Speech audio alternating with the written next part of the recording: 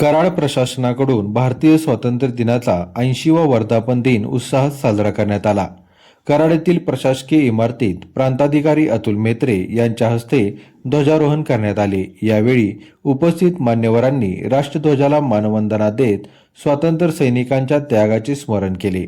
या कार्यक्रमाला माजी राज्यपाल श्रीनिवास पाटील, तहसीलदार कल्पना ढवळे, पोलीस उपविभागीय अधिकारी राजश्री पाटील, कराड तालुका पोलीस ठाण्याचे निरीक्षक शीतलकुमार कोल्हाळ, नायब तहसीलदार बाबूराव राठोड आणि बाजीराव पाटील यांच्यासह विविध प्रशासकीय अधिकारी उपस्थित होते।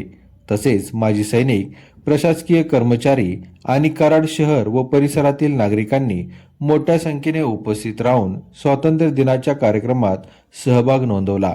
देशभक्तीपर वातावरणात पार पडलेल्या या सोहळ्यात राष्ट्रध्वजाला सलामी देत देशाच्या स्वातंत्र्यासाठी बलिदान देणाऱ्या वीर जवान आणि स्वातंत्र्य सैनिकांना अभिवादन करण्यात आले। यावेळी उपस्थितांनी देशाची एकता, अखंडता आणि लोकशाही मूल्ये अधिक बळकट करण्याचा संकल्प केला। कराड प्रशासनाच्या वतीने आयोजित हा स्वातंत्र्य दिन सोहळा उत्साहपूर्ण आणि देशभक्तिमय वातावरणात संपन्न झाला।